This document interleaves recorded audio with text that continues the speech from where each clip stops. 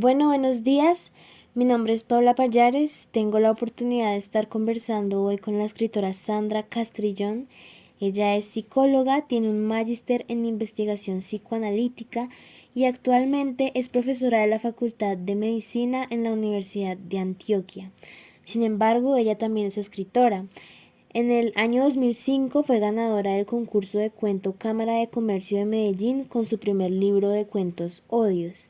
Posteriormente, en el año 2016, publicó Ellos, un libro también de cuentos, y justamente en el pasado año 2021 publicó su tercer libro de cuentos titulado Improntas. Bueno, el día de hoy nos vamos a enfocar en su segundo libro, en Ellos. Entonces, bueno, Sandra, muchas gracias por tu tiempo y por tu disposición. Con todo el gusto. Me gustaría comenzar hablando acerca de su profesión, la psicología, la carrera que ejerce normalmente. Mi pregunta es, habiendo cursado ya esta carrera, ¿por qué decidió comenzar a escribir? ¿Sus estudios han influido en su escritura? Y si es así, ¿de qué manera lo han hecho?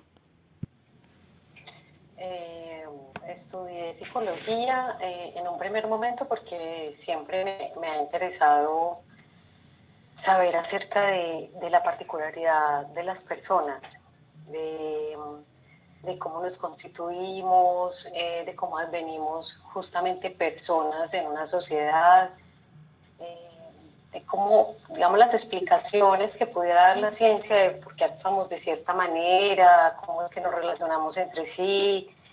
Y tenía esa pregunta como por las personas, por el ser humano, y decidí que la psicología era uno, el que me podía permitir contestar esto, y dos, también la psicología me iba a dar unos elementos que me permitían mayor elaboración a la hora de escribir, por ejemplo, de construir personajes, ambientes, entender contextos. Entonces la psicología me fue muy benéfica justamente para la escritura. Claro, me imagino que con sus estudios se le abre más fácil, tal vez en comparación a otros escritores, esta puerta de la mente humana que es tan esencial a la hora de construir personajes y que seguramente le fue también muy benéfica en Ellos, que es un libro que trata de manera tan vívida este campo de las relaciones humanas. Entonces mi pregunta en este punto es, adentrándonos ya un poco en el libro que nos compete, ¿cómo surgió Ellos? ¿Por qué decidió tratar el tema del amor? ¿Cómo vivió su escritura? Bueno, que me parecía interesante pensar que casi todas las historias de amor, de las relaciones afectivas, de los encuentros amorosos, estaban escritos por hombres, ¿cierto? Han sido escritos por hombres. Sí, sí, Y sí. casi no había nadie puesto del lado de las mujeres, que pudiera contar esas relaciones y que fuera en un tono muy, muy tranquilo, muy pacífico, casi muy, yo diría, benevolente, ¿cierto? Porque los encuentros pueden ser difíciles y pueden ser críticos y encontrarse entre dos ya es, digamos, una gran odisea. Pero que se pudiera mirar eso como desde la placidez, ese era mi intento. Entonces decidí que iba a construir un personaje que iba a narrar sus encuentros amorosos cronológicamente a lo largo de su vida, ¿cierto? Cómo empezó desde muy chiquita, cómo empezó a mirar el otro, vamos, porque bueno, ahí la psicología mira que juega pues un lugar, ¿cierto? Porque es también pensar en ese momento cronológico, esa niña con qué ojos puede empezar a construir la relación con el otro, en este caso el otro masculino, ¿cierto? Sí, sí, señor. Y ir avanzando en cómo concreta sus emociones, cómo se vincula, cómo variando sus opiniones sobre la afectividad a medida que crece, ¿cierto? Ujú. Y cómo madura también ese proceso amoroso en esa mujer personaje, ¿cierto? Esa mujer situada en esa posición femenina. Me interesó mucho hacerlo desde ahí y que ella misma nos fuera reflexionando sobre sus sensaciones, ella misma fuera haciendo las reflexiones y pudiera contarnos si eso le era plácido, si había displacer allí o cómo vivenciaba esos encuentros. Entonces se me ocurrió esa idea y empecé a construirlo muy despacio a partir Aparecen a veces varios personajes, ¿cierto? Parece que fuera, no se tratara solo de un personaje, pero también pudiera ser el mismo, porque varía con las experiencias que va teniendo, porque cambia a medida que su cronología la va llenando de, digamos, de nuevas experiencias justamente. Entonces, nada, y a mí los ejercicios, o sea, a mí el escribir siempre me parece un ejercicio. O sea, cada vez que comienzo a escribir un libro nuevo, yo digo, esto es que no es más que un ejercicio porque no lo he escrito antes. Entonces me toca hacer un ejercicio con esa nueva experiencia de escritura. Ahora que me cuenta esta cuestión de que se le ocurrió la idea de construir todo el libro desde el punto de vista de un solo personaje femenino, se me hace curioso porque yo al momento de leerlo pensé que todos los cuentos se trataban de mujeres distintas. Pero pues ahora que lo pienso también tiene sentido porque justamente el primer cuento es desde el punto de vista de una niña de 9 años. El segundo, si no mal recuerdo, es desde un adolescente y ya de ahí para adelante todos son como de la juventud y de la adultez, ¿no? Entonces es bastante interesante que tenga como estas dos formas de leerlo. La de que es una única mujer a todo lo largo del libro o la de que son personajes distintos. Bueno, pasando ya a la siguiente pregunta, es que yo al leerla a usted me doy cuenta de que su escritura hace un uso muy cuidado del lenguaje, como muy bien escogido, y que incluso en algunos casos tiende a lo poético. Entonces me pregunto, ¿hay alguna inspiración o influencia de algún escritor o escritora en su manera de escribir? Eh, sí, yo creo que Proust, creo que Virginia Woolf, Alice Munro, eh, para mí todos ellos son poetas, ¿cierto? Sí, Virginia Woolf señor. dice eso, dice que para cualquier rama de la escritura que usted coja, primero la poesía, ¿cierto? Ya decides si pones eso en prosa, o sea, si te quedas haciendo poemas, es decir, si lo haces de una forma un poco más corta en el espacio, pero total que siempre, o sea, el escritor de alguna forma lo que está haciendo es poesía con lo que ve. Entonces, a mí me llama mucho el escribir en pausa, ¿cierto? Me encanta poner punto seguido, o dejar que el lector también tome aliento. Acabamos de decir una cosa, tomemos aliento un poco con esos puntos seguidos y cortar y hacer pausas. Ves que hago entre los párrafos, ¿cierto? Hay unas distancias. Un poco para que se quede la sensación, como cuando uno sopesa el vino, ¿cierto? Para que se quede un rato la sensación en la boca Sí, señor. podamos degustarlo un momento, más porque el lector siempre hace algo, pues siempre hace algo y siempre construye a partir de lo que uno elabora. Y una cosa es lo que uno elabora y otra cosa es lo que el lector también además logra aprender, ¿cierto? Y Sí, luego señor. elaborar. Entonces creo que he tenido unos buenos maestros. Para mí Virginia Woolf es una, en todos sus libros, es una elaboradora de poemas en cada trazo. Y sus historias, como ella misma lo dice, así sea un solo día, la señora Dalloway, ¿cierto? Y que está narrando, pero allí en esas escenas hay un cuidado justamente con esos personajes, pero en extraer todo lo poético que se pueda de las escenas, de los momentos, de las situaciones, ese desvanecimiento en el tiempo en el que ella se puede hundir y qué pasa, no pasa nada, ¿cierto? O sea, allí puede sacar maravillosa poesía. Sí, señora, sin duda. Y ahora que me lo dice, es bastante clara esta influencia por parte de Woolf. Bueno, continuando, su primer libro publicado fue Odios, ya que como lo decía, fue el ganador del concurso de cuento de la Cámara de Comercio de Medellín en el año 2005. Y a este le siguió Ellos en el año 2016.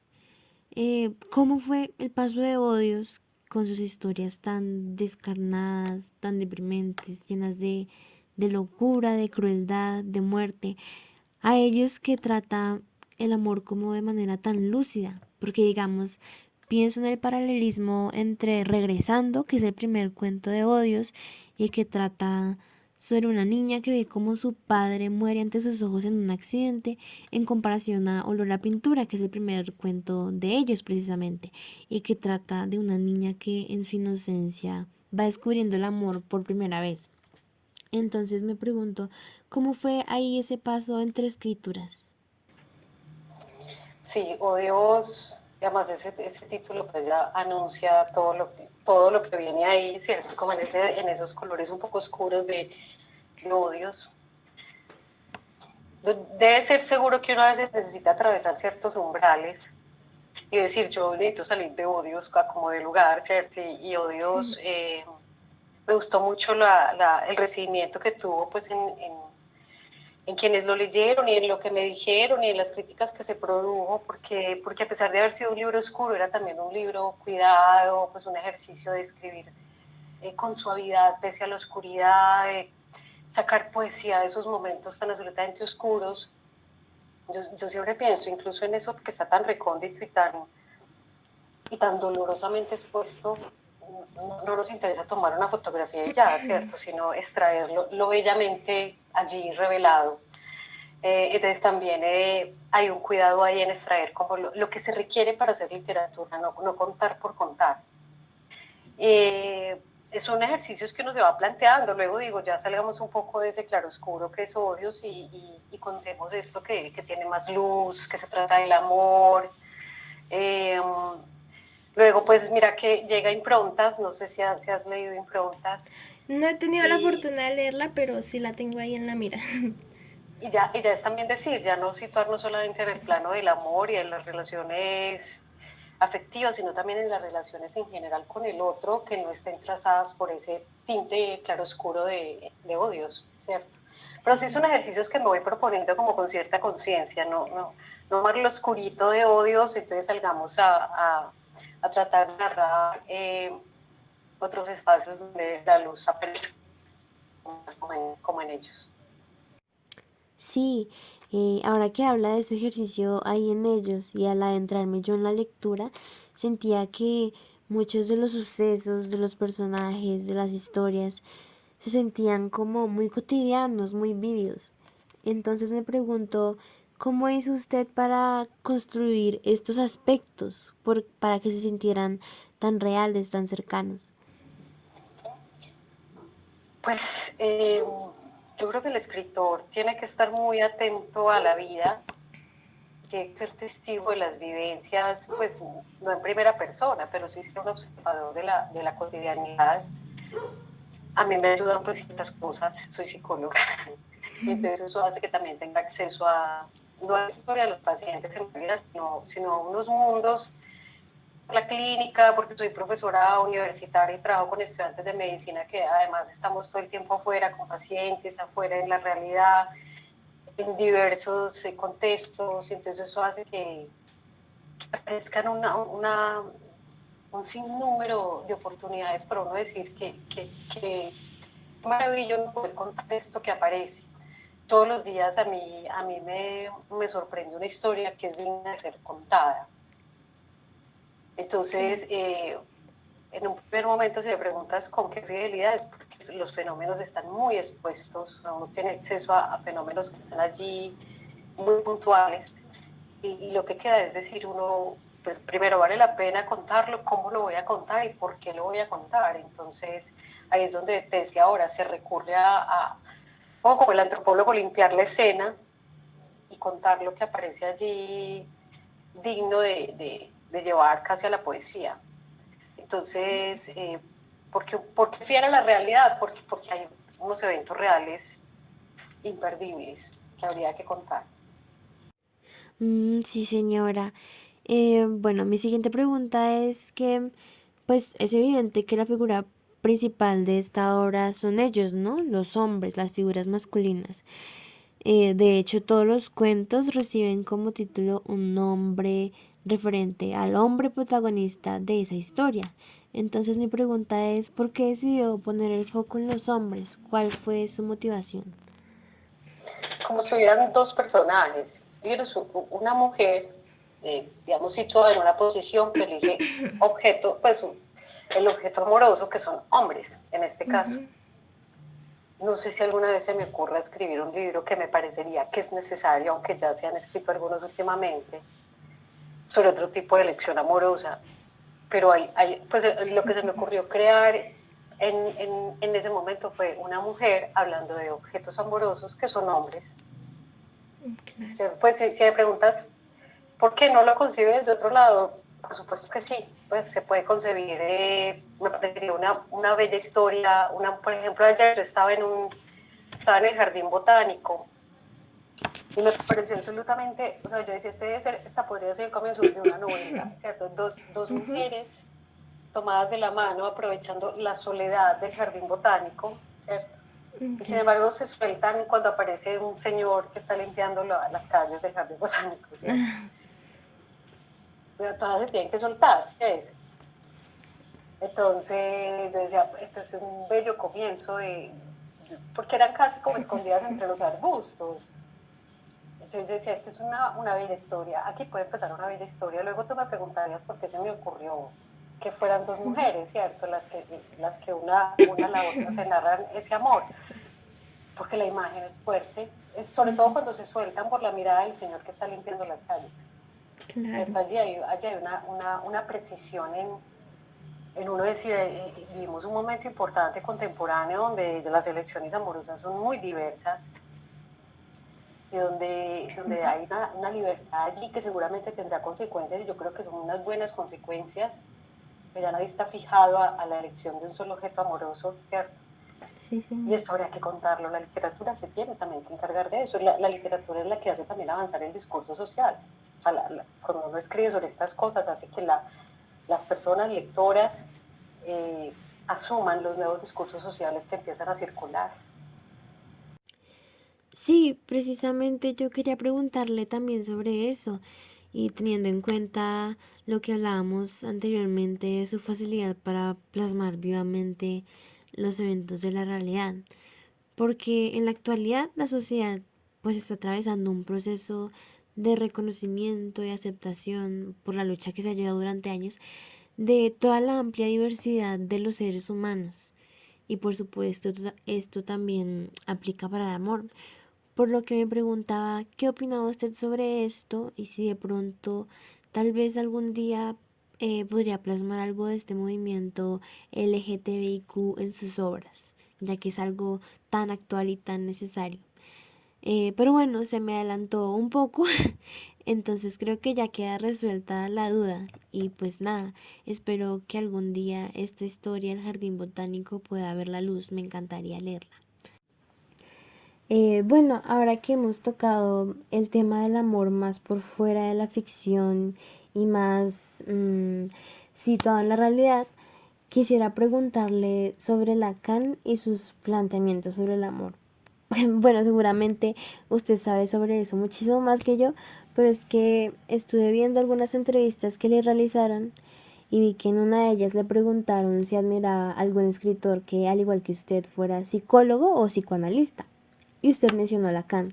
Y eso me hizo recordar algún ensayo que yo leí alguna vez sobre Lacan, en donde mencionaba este famoso aforismo de amar es dar lo que no se tiene a quien no es, en donde básicamente él señala esta necesidad de comprendernos a nosotros mismos y a nuestra pareja como seres incompletos que no tienen la obligación de suplir las necesidades del otro. Entonces me preguntaba, ¿usted está de acuerdo con esta concepción del amor? ¿Será que no existe la denominada media naranja que siempre nos han inculcado de alguna manera? Bueno, en primer lugar, yo no sé tanto de Lacan, yo no he leído tanto a Lacan, yo he leído más a Freud. Lacan me parece absolutamente, pues yo, o sea, cito a Lacan siempre como un poeta, porque me parece que, por ejemplo, esos asuntos, cuando habla de los es que logra ver seguro algo que para nosotros es aprehensible, y por eso es tan poeta, pero es absolutamente incomprensible, pues en muchos aspectos para mí. A mí me gusta más Freud, es que yo prefiero también a aquellos que quieren ser entendidos. Lacan es inentendible. Pero hay algunas cosas de Lacan que yo he leído que son muy bellas y que yo lo leo más como poeta desde ahí.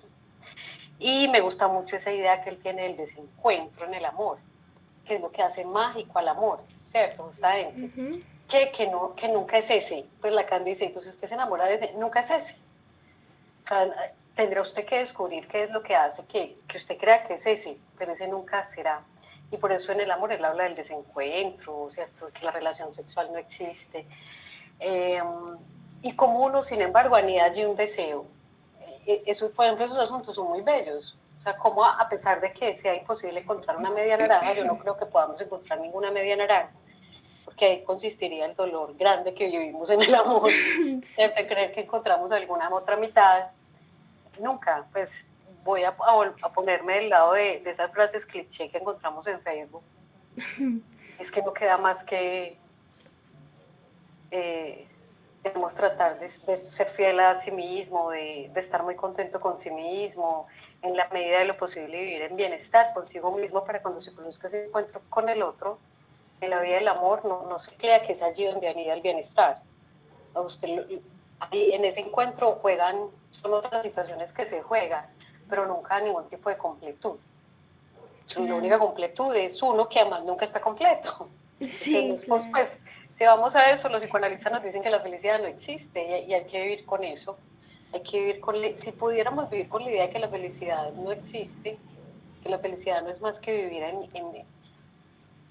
lo que nos trae el azar de la cotidianidad todos los días, con lo bueno, lo malo, lo difícil, lo que se da, lo que no se da.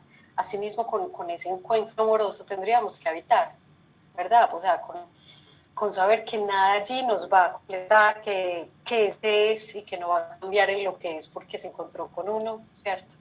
Que si Claro. eso que es él a mí me parece chévere y puedo habitar con algunos de sus asuntos, pues habito, pero nunca va a ser lo que él dice que va a ser, ¿verdad?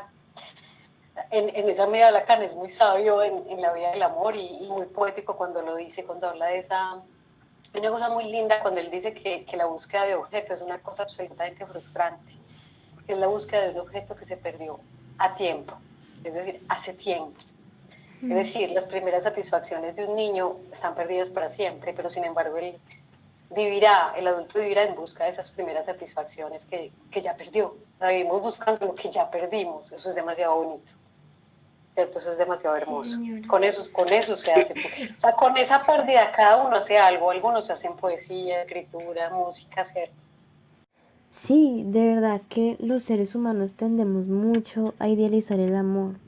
Y también por eso me parece tan valioso su libro, porque no solo muestra este tono rosa de las relaciones amorosas, sino que también muestra los lados más sombríos, la vergüenza, el engaño, el sufrimiento. Por ejemplo, a mí se me quedó muy grabado El hombre de la letra, es de mis cuentos favoritos en el libro, en donde tenemos a esta joven que se empieza a escribir con un hombre al que le gustaron sus cuentos y ella monta en su mente como una relación idílica basada en esas cartas que se mandan y cuando se deciden ir a conocerlo hay un momento profundamente incómodo y ella pues casi que se ahoga en la desilusión de ver su fantasía derrumbada, que sería como la media naranja que se ha imaginado, ¿no? Pero pues que finalmente no existe. Ya para ir cerrando, quisiera preguntarle por qué decidió plasmar estas ideas, estos pensamientos, estas eventualidades en este formato de los cuentos, por qué no, digamos, escribir una novela. Bueno, yo estoy terminando una novela. Yo estoy terminando una novela sobre eso. Un poco sobre, pero es un poco sobre el duelo del amor, sobre un final de amor. Eh, y me gusta estar haciendo el ejercicio de escribir una novela porque lleva tiempo, hay mayor elaboración en los personajes, hay que trabajar el tiempo de otra manera, ¿cierto? Buscar estrategias para que el tiempo y los espacios conversen, ¿cierto? Y pueda llevarse a cabo la historia, para que la historia tome cuerpo. Y eso no lo enseñan, yo no sé eso dónde le enseñan, a mí pues como yo soy psicóloga, yo nunca estudié eso, entonces yo tengo que acudir a mis estrategias como escritora. Allí fue porque a mí me seduce mucho el cuento en su versión corta, porque me gusta que esas historias sean rápidamente contadas. A mí me gusta mucho el cuento. Yo creo que yo voy a seguir escribiendo mucho tiempo cuento, pues porque me encanta, porque es que incluso si lo empiezo a escribir hoy, podría terminarlo en la noche y te podría decir en qué termina, ¿cierto? Un poco Claro. como cuando a uno le piden escribir una historia para hoy para que me la cuentes en la noche, yo podría hacer eso, ¿cierto? Entonces la novela lleva más tiempo, requiere más anidamiento, prolongación, y es un trabajo arduo e importante, me parece muy interesante. Yo, pues, también obviamente quiero seguir escribiendo novelas, es que el cuento es muy seductor por su versatilidad. Y es como un poco el poema, ¿cierto? En unas pocas palabras me permite atrapar la magia de lo que yo necesito decir. Y estas historias eran además muy nuevas en un momento en que yo, ¿cierto? Estaba haciendo también el ejercicio de empezar a alargar un poco más la escritura. Si ves Odios, son historias muy pequeñas, ellos están un poquito más alargadas, verás otra cosa en improntas. Entonces ahorita que estoy haciendo el ejercicio de la novela, cambia, pues, o sea, se transforma absolutamente. Claro, Por hay allí una sí evolución. pretendían escribir esas historias de manera breve, un poco más breve, y que se pudiera, y sobre todo que fueran diferentes personajes, aunque como te digo, uno pudiera decir que es el mismo, y que fuera transcurriendo cronológicamente. Entonces para eso necesitaba varias historias, varios cuentos, ¿cierto? Que tejieran, aunque fuera una misma temática. Claro que sí, es bien interesante ver esta evolución a través de sus obras. Pues yo leí Odios y ellos, obviamente. Me falta leer Improntas para ver cómo se va encaminando. Y espero entonces también poder leer la novela que está en producción para ver cómo plasma este estilo tan marcado suyo de los cuentos cortos a un texto de este calibre. Sería interesantísimo realizar ese análisis. Y bueno, ya para terminar quisiera pedirle que me diga en una frase, ¿cómo definiría usted qué es un cuento? El cuento es, para mí el cuento es la posibilidad de aprender cierta realidad de una forma breve, concisa, pero poética. Claro que sí, una definición más que adecuada. Bueno, Sandra, de verdad, muchísimas gracias por haber aceptado la entrevista. Muchas gracias por regalarme un poco de su tiempo para responder mis preguntas. Muchas gracias. No, Paula, qué bueno que me elegiste, pues, que pudiste encontrar el libro y hacer parte de ese espacio en esa aula universitaria. Yo que soy profesora universitaria, entonces valoro mucho eso, valoro estar en esos espacios universitarios, y me alegra ver el libro por allá. Sí, aquí está.